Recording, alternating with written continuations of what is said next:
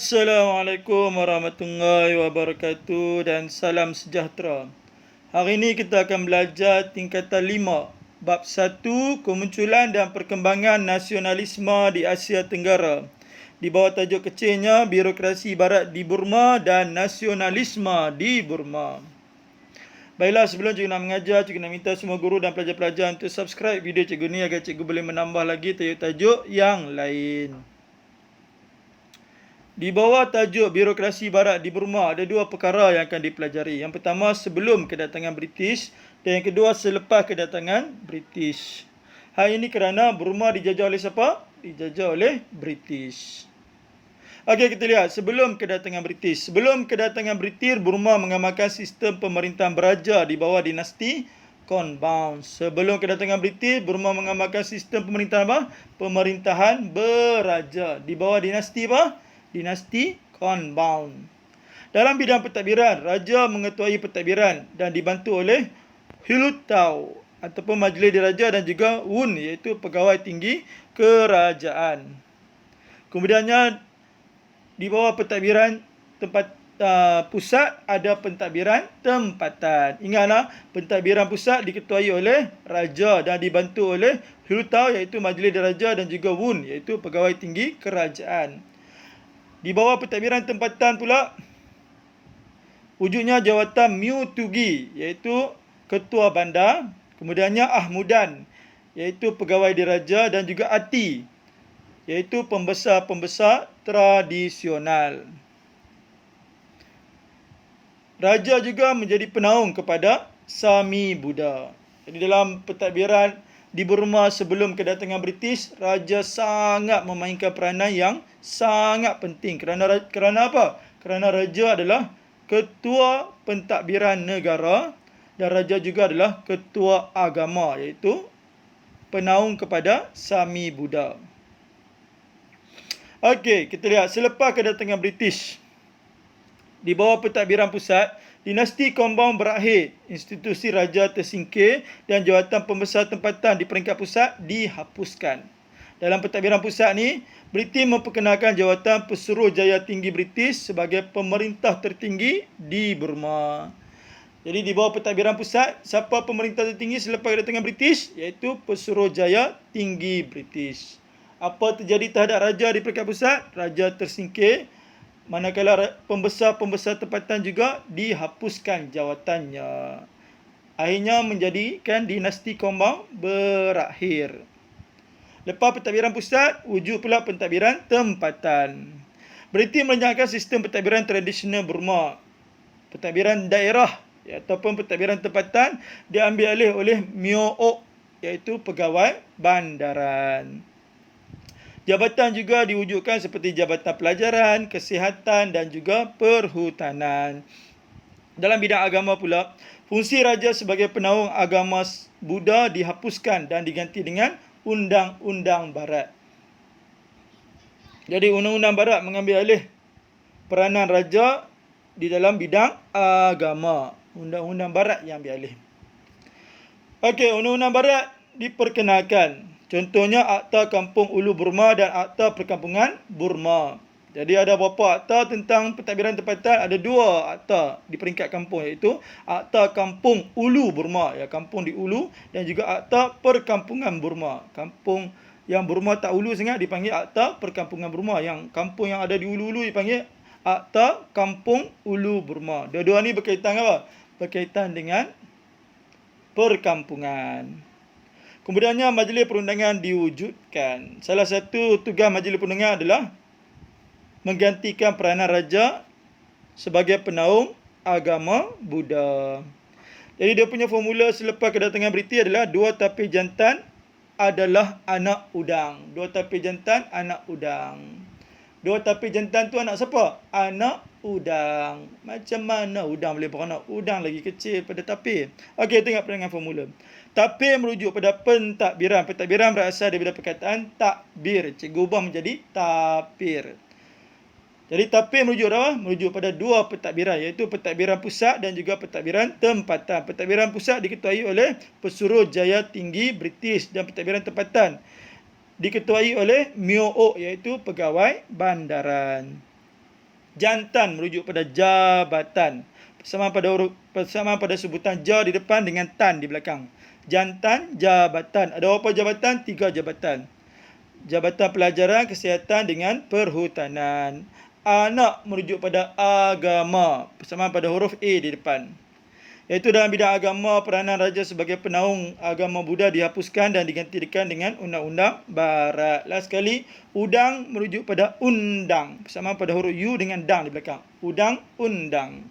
Undang-undang barat diperkenalkan. Kalau di peringkat kampung dipanggil Akta Perkampungan Burma. Kalau di kampung yang jauh lagi dipanggil Akta Akta Kampung Ulu Burma. Ingatlah, ada 2 akta berkaitan dengan kampung. Kalau kampung biasa dipanggil apa? Akta Perkampungan Burma. Kalau kampung yang jauh, Akta Kampung Ulu Burma. Ya, kampung di Ulu dipanggil Kampung Ulu. Satu lagi diperkenalkan Majlis Perundangan. Jadi apa formula untuk birokrasi barat di Burma? 2 tapir jantan, anak udang. 2 tapir itu merujuk pada 2 pentadbiran, iaitu pentadbiran pusat diketuai oleh Pesuruhjaya Tinggi British dengan pentadbiran tempatan diketuai oleh MIOOC, iaitu Pegawai Bandaran. Jantan merujuk pada jabatan, iaitu Jabatan Pelajaran, Kesihatan dengan Perhutanan. Anak merujuk pada agama, iaitu peranan raja sebagai penaung Sami Buna dihapuskan dan diganti oleh peranan agama dalam undang-undang, diganti oleh undang-undang barat. Last sekali, udang merujuk pada undang. Undang-undang diwujudkan, iaitu kalau di peringkat kampung dipanggil Akta Perkampungan Burma. Kalau kampung yang jauh dipanggil Akta Kampung Ulu Burma. Dan juga Majlis Perundangan diwujudkan. Okey, seterusnya kita lihat nasionalisme di Burma. Nasionalisme di Burma terbahagi pada 2 tahap, iaitu tahap pertama dengan tahap kedua. Baiklah, kita lihat tahap pertama dahulu. Tahap pertama, gerakan tahap pertama dipelopori oleh Sami Buddha dan golongan elit berpendidikan barat. Ingat nak, kalau disebut Burma, Burma mesti berkaitan dengan agama Buddha. Burma, agama apa? Buddha. Apa persamaan Burma dengan Buddha? BU, Burma, Buddha. Jadi tahap pertama di Burma diketuai oleh siapa? Sami Buddha. Kemudian Sami Buddha menubuhkan Persatuan Belia Buddha. Burma wajib ingat agama Buddha. Dan persatuan apa? Persatuan Belia Buddha. Jadi ingatlah, gerakan nasionalisme di Burma dipimpin oleh Sami Buddha. Dan Sami Buddha mewujudkan Persatuan Belia Buddha. Jadi agama Buddha sangat berperanan di Burma. Okey, kemudian Persatuan Belia Buddha ini bermatlamat. Yang pertama, memajukan pendidikan untuk rakyat Burma. Yang kedua, mengekalkan budaya atau tradisi Buddha. Isu kasut digunakan oleh persatuan ini untuk membangkitkan semangat nasionalisme rakyat Burma. Apa maksud isu kasut? Isu kasut ini merujuk kepada pegawai British tak boleh masuk ke kuil dengan cara memakai kasut. Ya, tak boleh masuklah rumah ibadat pakai kasut. Masuklah masjid pun tak boleh pakai kasut. Ini kan pula masuk dalam kuil. Semua rumah ibadat tak boleh masuk pakai kasut. Jadi bila British masuk pakai kasut, isu kasut itulah digunakan oleh Persatuan Belia Buddha untuk membangkitkan semangat rakyat bagi menentang British. Kemudiannya Majlis Persatuan Kesatuan Burma. Majlis Persatuan apa? Majlis Persatuan Kesatuan Burma diwujudkan untuk menjadi persatuan yang lebih radikal oleh Persatuan Belia Buddha tersebut. Ya, Majlis Persatuan Kesatuan Burma diwujudkan oleh siapa? Persatuan Belia Buddha. Majlis ini adalah persatuan yang lebih radikal dalam menuntut kemerdekaan. Jadi ingatlah, di Burma ingat agama Buddha. Burma, Buddha. Jadi gerakan nasionalisme tahap pertama dipimpin oleh siapa? Sami Buddha. Sami Buddha mewujudkan Persatuan Belia Buddha. Ada berapa matlamat? 2 matlamat. Pendidikan untuk rakyat Burma dengan mengekalkan budaya Buddha. Isu kasut digunakan untuk menaikkan semangat rakyat Burma. Dan juga Majlis Persatuan Kesatuan Burma diwujudkan oleh Persatuan Belia Buddha untuk menuntut kemerdekaan dengan lebih radikal. Jadi dia punya formula untuk tahap pertama, nasionalisme di Burma tahap pertama ialah didik budak isap kasut am. Didik merujuk pada pendidikan. Pendidikan berasal dari perkataan didik. Budak merujuk pada budaya, persamaan 3 huruf awal, BUD, budak, budaya. Isap merujuk pada isu, persamaan pada huruf IS di depan. Kasut merujuk pada kasut juga. Am merujuk pada am juga. Jadi apa formula nasionalisme di Burma tahap pertama? Didik budak, isap kasut, am. Yang paling penting sekali di Burma kena ingat agama apa? Agama Buddha. Sebab tu gerakan nasionalisme tahap pertama dipimpin oleh Sami Buddha. Sami Buddha kemudiannya mewujudkan Persatuan Belia Buddha. Apa formulanya? Didik budak, isap kasut, am. Persatuan Belia Buddha ada 2 matlamat. Pendidikan untuk rakyat Burma. Budak tu apa? Budaya Burma dikekalkan. Isap kasut tu apa? Isu kasut digunakan untuk menaikkan semangat rakyat Burma. Am tu apa dia? Am tu merujuk pada Majlis Persatuan Am Kesatuan Burma diwujudkan oleh Persatuan Buddha untuk menuntut kemerdekaan dengan lebih radikal. Okey, akhir sekali kita lihat tahap kedua. Gerakan nasionalisme tahap kedua di Burma. Okey, gerakan tahap kedua muncul apabila laporan Montagu Chesfu menyatakan Burma belum bersedia untuk memerintah negaranya sendiri. Laporan tu, dalam kesimpulan laporan tu kata apa? Burma belum bersedia untuk memerintah negara sendiri. Kemudiannya pelajar melancarkan revolusi untuk menuntut sebuah universiti. Pelajar lancarkan apa? Revolusi untuk menuntut universiti.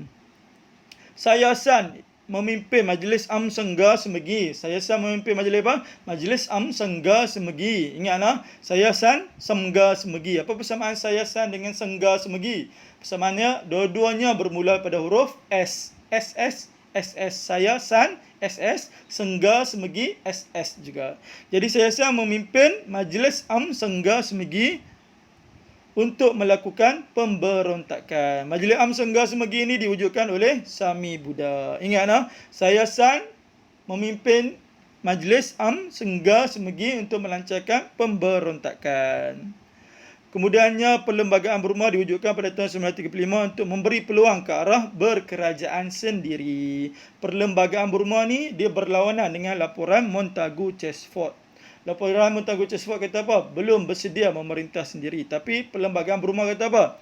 Telah bersedia untuk memerintah negara sendiri. Kemudiannya Liga Anti Pemisahan. Liga Anti ke angka? Anti. Liga Anti Pemisahan ditubuhkan untuk menentang pemisahan Burma dengan India. Kemudiannya golongan Takin iaitu golongan Siswazah Universiti menubuhkan Parti Dobama Asyayun. Parti apa? Parti Dobama Asyayun untuk menuntut kemerdekaan.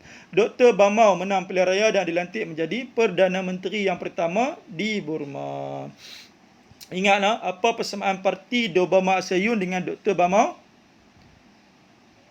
Persamaan dia adalah perkataan Dobama. Dobama dengan Dr. Bamau. Do, sebutan Dobama bermula dengan do. Do bermula daripada huruf D. D-O, do. Sama dengan doktor. Doktor bermula daripada huruf D juga, doktor. Dobama. Bama. Ba pula bermula daripada huruf B. Sama dengan ba. Dr. Bamau. Ba pun sama juga ba. Last sekali, ma. Dobama. Ma sama dengan mau. Dr. Bamau dengan Parti Dobama Asyayun. Parti apa yang menuntut kemerdekaan secara kekerasan? Parti Dobama Asyayun. Siapa yang menjadi Perdana Menteri yang pertama di Burma? Dr. Bamau. Dobama dengan Dr. Bamau. Okey, jadi apa formula untuk gerakan nasionalisme tahap pertama di Burma? Pelajar saya lembut anti. Pelajar merujuk pada pelajar juga, iaitu pelajar melancarkan revolusi untuk menuntut sebuah universiti. Saya merujuk pada Sayasan. Sayasan memimpin Majlis Am Sengga Semegi untuk melancarkan pemberontakan. Lembut merujuk pada perlembagaan Burma menyatakan Burma telah bersedia untuk memerintah negara sendiri. Anti merujuk pada anti pemisahan. Gerakan anti pemisahan iaitu menentang pemisahan Burma dengan India. Jadi pelajar saya lembut anti. Yang paling penting tahap kedua ni kena ingat dia bermula selepas laporan Montagu Chesford. Laporan tu kata apa? Laporan tu kata Burma belum bersedia untuk memerintah negara sendiri. Lepas tu baru masuk formula. Apa formulanya? Pelajar saya lembut anti. Pelajar tu apa? Pelajar melancarkan revolusi untuk menuntut sebuah universiti. Saya merujuk pada Sayasan memimpin Majlis Am Sengga Semegi melancarkan pemberontakan. Lembut merujuk pada perlembagaan Burma, diwujudkan yang menyatakan Burma telah bersedia untuk memerintah negara sendiri. Anti merujuk pada gerakan anti pemisahan, iaitu menentang pemisahan Burma dengan India. Kemudiannya barulah Partido Burma Asia Yun diwujudkan untuk menuntut kemerdekaan, dan Dr. Burma memenangi pilihan raya dan menjadi Perdana Menteri pertama di Burma. Dia menang pilihan raya dulu, baru jadi Perdana Menteri. Okey, kemudiannya kita lihat analisis kekerapan bab 1. Untuk kertas 2 adalah SPM 2010 sampai 2019. Maaf, bukan 2019, 2020 ulangan. Okey, tengok yang oranye itu adalah SPM sebenar, yang warna kelabu di bawah itu adalah SPM ulangan. Tengok dalam SPM sebenar dulu yang warna oranye. 2010 tak naik, 2011 naik esei, 2012 naik struktur, 2013 naik esei, 2014 naik struktur. Dia selang-selang lah. Esei, struktur, esei, struktur. 2015 tak naik, 2016 naik esei, 2017 tak naik, 2018 naik struktur. Selepas esei 2016, 18 naik struktur balik. Kemudian 2019 naik esei. 2020 ya berkemungkinan akan naik dalam soalan struktur. Jadi tolong bagi perhatian yang sangat-sangat semua tajuk di bawah bab 1 tingkatan 5 ini. Okey, kemudian kita lihat SPM ulangan warna kelabu di bawah tu. 14 ulangan naik struktur, 15 ulangan naik esei, 16 ulangan naik struktur, 17 ulangan naik esei, 18 ulangan, 19 ulangan dan 20 ulangan baru-baru ni tak ada naik langsung soalan daripada bab 1. Bagi pelajar yang ambil SPM pada tahun 2020 ni, iaitu pada Januari 2021 ni, tolong bagi perhatian yang sangat-sangat. Kerana apa? Kerana bab 1 ni akan naik satu soalan di bahagian struktur untuk kertas 2. Jadi tolong bagi perhatian semua tajuk-tajuk di bawah bab 1 tingkatan 5 ini. Okey, seterusnya kita lihat analisis kekerapan tajuk untuk SPM 2010 sampai 2020 ulangan yang baru ni. Tajuk apa kita belajar tadi? Birokrasi Barat di Burma dengan nasionalisme di Burma. Okey, setakat ni tajuk birokrasi Barat baru tanya di Indochina dengan Indonesia. Burma belum pernah langsung ditanya lagi. Begitu juga dengan nasionalisme. Nasionalisme baru ditanya nasionalisme secara umum. Burma pun belum pernah langsung ditanya lagi. Jadi tolong bagi perhatian yang sangat-sangat untuk tajuk birokrasi Barat di Burma dan nasionalisme di Burma. Okey, kita lihat contoh soalan struktur. Markahnya 244, 10 markah. Kita lihat satu persatu. Soalan A dulu. Soalan A ditanya siapakah tokoh pejuang nasionalisme di Filipina. Potong Filipina tu, cikgu lupa. Ni bukan Filipina, ni di mana? Di Burma. Ya, kesilapan teknikal lah. Jadi soalannya berbunyi macam ni. Siapakah tokoh pejuang nasionalisme di Burma? Ya, ada dua orang tadi yang kita belajar. Yang pertama Sayasan, yang kedua Dr. Bamau. Okey, tengok di ruangan jawapan soalan struktur ni ada nombor 1 Roman, 2 Roman tak? Ada. Jika ada nombor Roman, jadi jawab terus ya. 1 Roman tulis terus Sayasan, 2 Roman tulis terus Dr. Bamau. Okey, soalan B dia tanya, jelaskan sistem birokrasi barat yang dijalankan oleh British di Burma. Apakah anda soalan? Birokrasi barat di Burma. Ada formula tak? Ada. Apa formulanya? 2 tapir jantan, anak udang. Okey, tengok di ruangan jawapan soalan struktur ni ada nombor 1 Roman, 2 Roman tak? Tak ada. Jika tak ada, nak jawab macam mana? Jawab dalam bentuk ayat. Setiap ayat wajib ada apa? Ada pembuka pandainya. Okey, ambil balik pembuka kat soalan. Sistem birokrasi barat yang dijalankan oleh British di Burma ialah Pesuruhjaya Tinggi British mengetuai pentadbiran pusat titik. Penanda wacana apa cikgu ajar? Guna number. Jadi kedua, koma. Pentadbiran tempatan diketuai oleh MIOOK iaitu pegawai bandaran. Lepas kedua, ketiga, jabatan diwujudkan seperti Jabatan Pelajaran, Kesihatan dan Perhutanan. Keempat, dalam bidang agama pula peranan raja sebagai ketua agama diambil alih oleh Undang-Undang Barat. Okey, kita lihat soalan C. Apakah kesan sistem birokrasi barat terhadap rakyat di negara Burma? Apakah anda soalan kesan sistem birokrasi barat di Burma? Okey, tengok di ruangan jawapan. Ada nombor 1 Roman, 2 Roman tak? Soalan struktur ni tak ada. Jika tak ada, nak jawab macam mana? Jawab dalam bentuk ayat. Setiap ayat wajib ada apa? Ada pembuka pandainya. Jadi ambil balik pembuka kat soalan. Kesan sistem birokrasi barat terhadap rakyat di Burma ialah dinasti Kombang berakhir. Titik. Penanda wacana cikgu ajak guna number. Jadi kedua, institusi raja tersingkir. Titik. Ketiga, jawatan pembesar tempatan di peringkat pusat dihapuskan. Dan sekali keempat, British melenyapkan sistem pentadbiran tradisional di Burma di peringkat tempatan. Okey, seterusnya kita lihat contoh soalan esei. Markahnya 488. Baiklah, kita lihat satu persatu. Soalan A dulu. Soalan A ditanya, jelaskan sistem pentadbiran di Burma selepas kedatangan kuasa barat. Pentadbiran merujuk pada birokrasi. Jadi ada formula dah birokrasi barat di Burma. Ada apa formulanya? 2 tapir jantan, anak udang. Okey, seperti biasa untuk memulakan soalan esei mesti ada pembuka. Jadi ambil pembuka kat soalan. Sistem pentadbiran di Burma selepas kedatangan Kuarsa Barat ialah Pesuruhjaya Tinggi British mengetahui pentadbiran pusat. Titik. Penanda wacana cikgu ajak guna number. Kedua, pentadbiran tempatan diketuai oleh MIO iaitu pegawai bandaran. Ketiga, jabatan diwujudkan seperti Jabatan Pelajaran, Kesihatan dan Perhutanan. Keempat, dalam bidang agama pula peranan raja sebagai ketua agama diambil alih oleh undang-undang barat. Ada lagi tak? Ada satu lagi iaitu undang-undang barat diwujudkan iaitu Akta Perkampungan Burma dengan Akta Kampung Ulu Burma dengan Majlis Perundangan diwujudkan. Okey, soalan B ditanya, terangkan perjuangan gerakan nasionalisme di Burma. Apa kehendak soalan? Gerakan nasionalisme di Burma. Ingat, gerakan nasionalisme di Burma ada berapa tahap? Ada 2 tahap. Tahap pertama dengan tahap kedua. Apa formula tahap pertama? Didik budak, isap kasut, am. Manakala tahap kedua pula apa formulanya? Pelajar saya lembut, anti. Okey, kalau soalan tanya secara umum macam ni, markah penuh bagi soalan ni 8 markah nah. Maafkan cikgu, markah penuh bagi soalan esei ni berapa markah? 8 markah.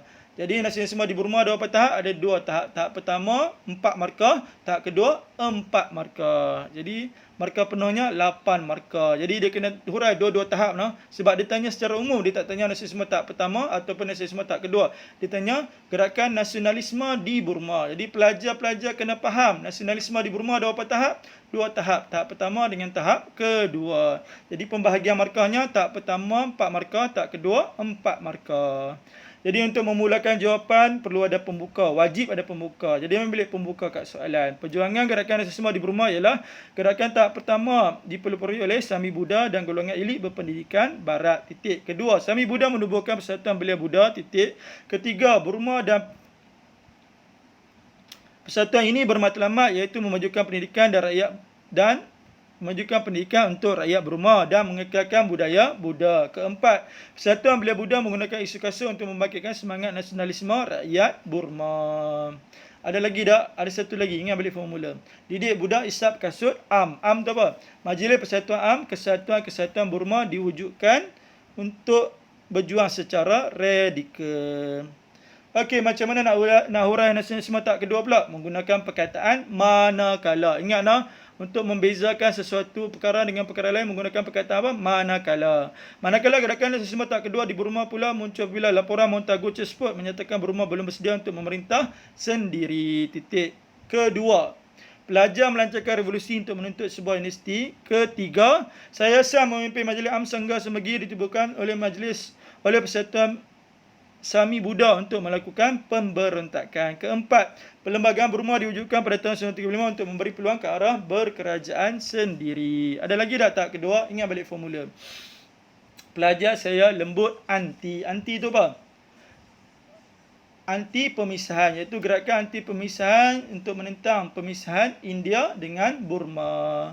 Kemudiannya Parti Dobama Seyun diwujudkan untuk menuntut kemerdekaan dan Dr. Bama memenangi pilihan raya dan menjadi PM pertama di Burma. Okey, last sekali soalan C. Sebagai rakyat Malaysia yang patriotik, bagaimanakah anda dapat menzahirkan semangat nasionalisme terhadap negara? Apa kehendak soalan? Bagaimanakah merujuk dah? Merujuk pada cara. Cara menzahirkan semangat nasionalisme terhadap negara. Jadi sebelum jawab seperti biasa wajib ada pembuka. Ambil balik pembuka soalan. Cara saya dapat menzahirkan semangat nasionalisme terhadap negara ialah dengan menumpahkan taat setia kepada negara. Huraian bermula perkataan hal ini. Hal ini agar dapat bersedia melakukan kerajaan tenaga dan menyertai pasukan keselamatan negara. Kemudian contohnya pula polis. Contohnya menyertai polis, tentera dan imigresen. Last sekali kesannya keselamatan negara terjamin. Ingat untuk soalan kebat ada 4 perkara yang cikgu ajak. Yang pertama harus ada isi. Yang kedua kena ada huraian. Huraian bermula perkataan hal ini. Yang ketiga kena ada apa? Kena ada contoh. Dan last sekali kena ada kesan. Okey, macam mana nak memulakan isi yang kedua? Guna number. Jadi cara kedua ialah dengan menambah ilmu dan kemahiran yang tinggi. Contohnya ilmu dalam bidang sains dan teknologi. Huraiannya, hal ini agar negara dapat bersaing di peringkat antarabangsa. Kesannya imej negara akan meningkat di persada dunia. Lepas cara kedua, cara ketiga ialah hidup bersatu padu dalam kalangan masyarakat berbilang kaum. Huraiannya, ini agar dapat mengukuhkan lagi perpaduan kaum, contohnya mengadakan gotong royong bersama jiran tetangga yang pelbagai kaum. Kesannya, negara menjadi aman dan harmoni. Di sini sengaja cikgu tambah sampai 3 isi agar pelajar mempunyai kepelbagaian jawapan dan dapat keluar periksa dalam keadaan yang sangat puas-puas. Kenapa puas-puas? Sebab confirm akan dapat 8 markah penuh.